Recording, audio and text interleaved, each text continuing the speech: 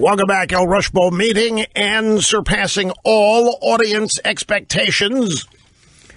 Every day, some of the other headlines, things I hope to be able to get to later today. And I think I saw that Trump has a press conference today at 2 o'clock. Half the time, I don't know if what I see on cable news, he does. Yeah, there it gets. So 2 o'clock, which means, we're going to be jipping it. There's no ifs, ands, or uts about that. Now, I don't know how long we're going to stay with it. That, of course, is totally up to me and my highly refined and expertise in judgmental matters on the quality of programming. So if I sense that it's ho-hum, boring, whatever, out we will be. But we will join it. We'll jip it. These things never start on time, so my guess is it'll start sometime in the monologue segment of the 2 p.m. hour, which means that I'm going to have to hustle to get to some things here that I would normally say for the third hour. Now, this is a story from the publication Slate.com. And here's the headline. We used terrible science to justify smoking bans. Secondhand smoke isn't as bad as we thought. And this is a bunch of leftist health Nazi types. These are the environmentalist wackos and health freaks that basically think human existence is destroying the planet. These are people that really think the surest way to save the planet is for there to be many, many, many fewer humans, only a select few elite smart ones. And other than that, get rid of everybody because they do nothing but take and destroy and plunder and pollute. And I'm not making it up.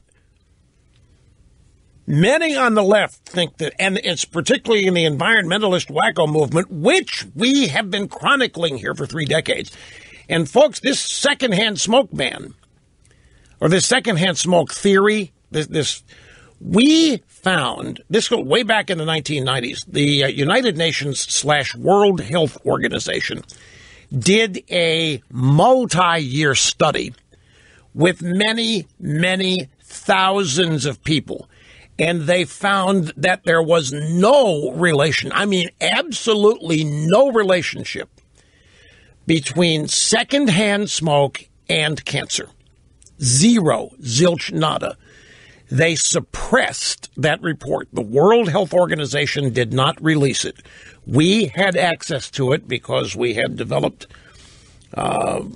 fans, followers back then who were very much interested in this. They had access to it, and they showed it to us. And it was all prepared for release.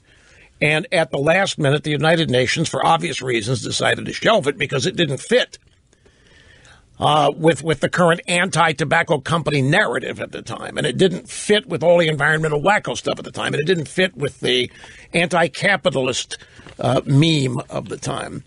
But you don't even need to study common sense. Common sense would not, this is not to say secondhand smoke is not uncomfortable, and it's not to say that it stinks, doesn't stink. It's not to say that there's anything beautiful about it, but it's not deadly.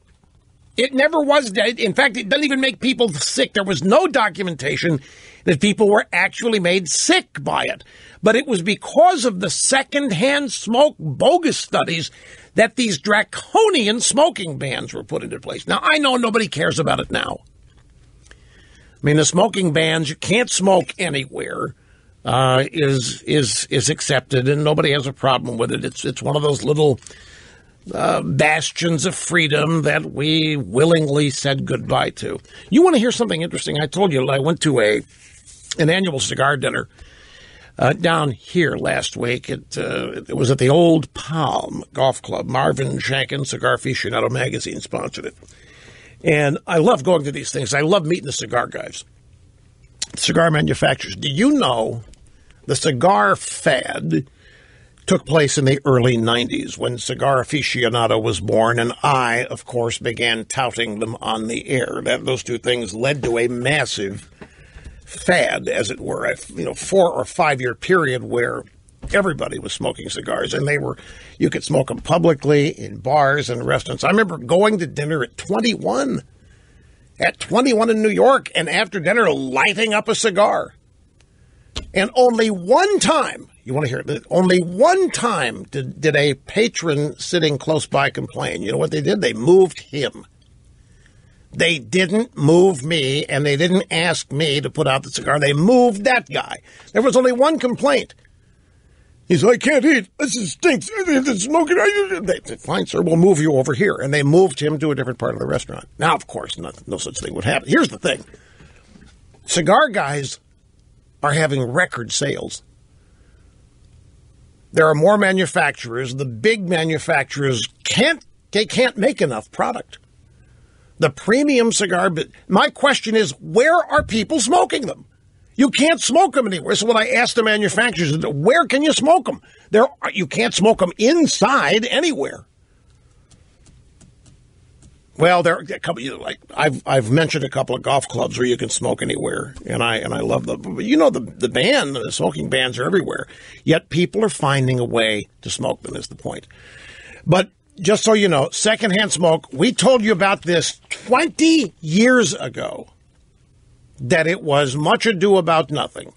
That you're not going to get cancer from secondhand smoke. It might make you uncomfortable. You might hate the smell, but it's not going to make you sick. And it still won't. Now, people were talking themselves into being sick. And here we go back to the phones. I want to grab Steve in Oklahoma City because I happen to agree with him here. Hey, Steve, welcome to the Rush Limbaugh program. Great to have you here, sir. How are you?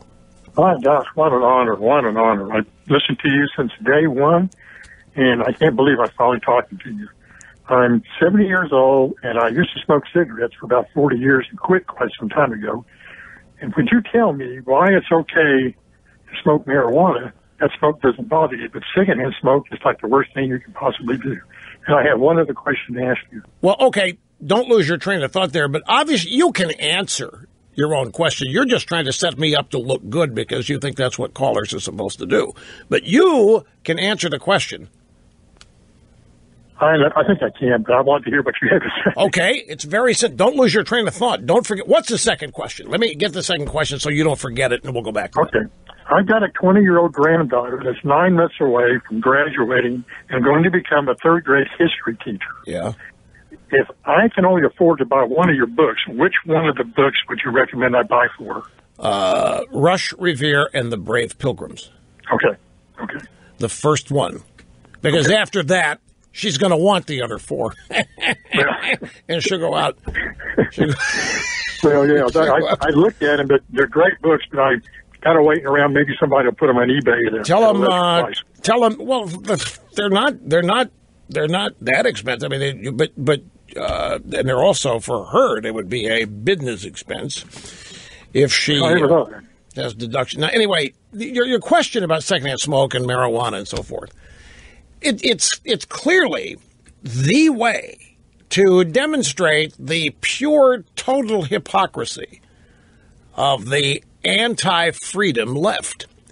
Because here you have, on the one hand, you've got cigarettes, and you have big tobacco, big corporations.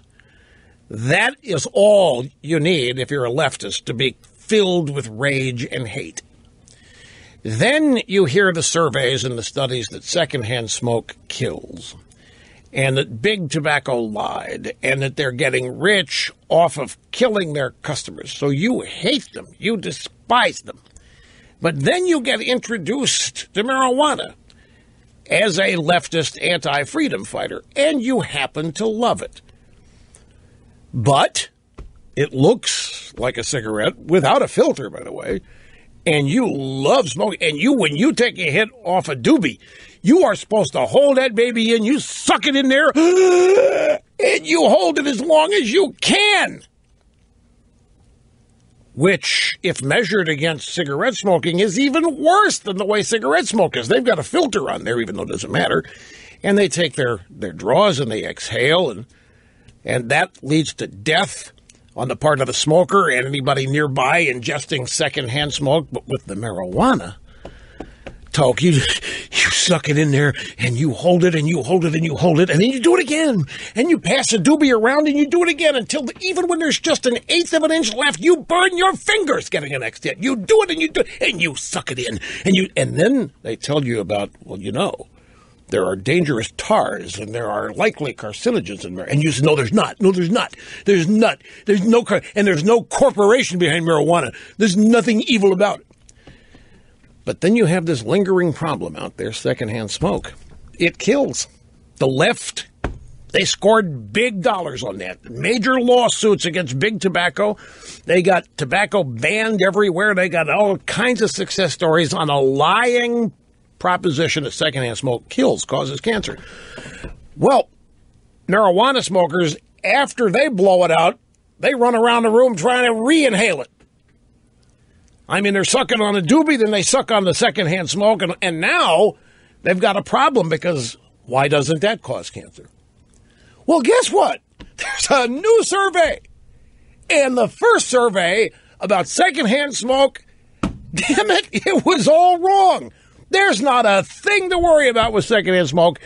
Perfectly timed for now what appears to be the uptick in legalization of marijuana.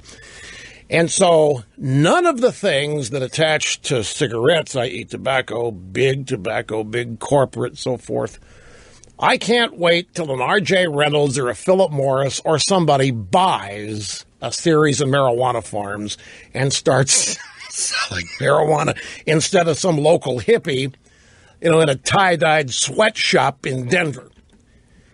Wait till a big corporation, because it's going to happen. And then they're going to be flummoxed because they're going to want to smoke their Mary Jane, but they don't want to be patronizing evil big tobacco at the same time. Or if some of these little tie-dyed independent contractors happen to grow to corporate status. And it will, and then when they start uniformly taxing this. I mean, if you're going to tax carbon, how do you not tax Mary Jane?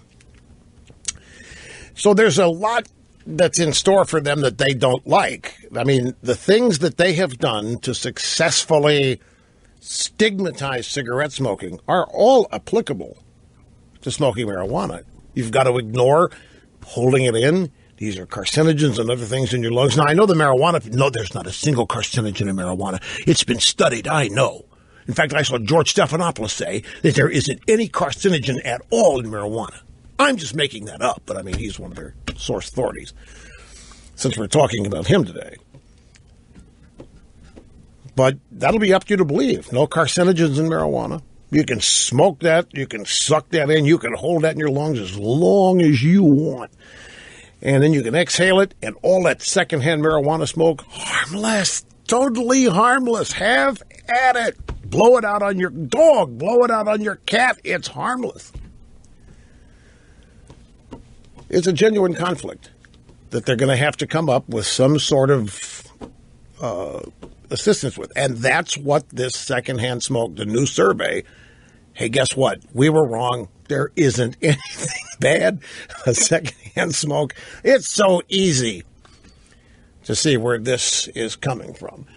Steve, hang on. Mr. Snerdley, I'll get your address here. We'll send your daughter the books. It's worth it. It's worth it. It's if your daughter's going to become a history teacher, it's too important. No, I did not say tweezers.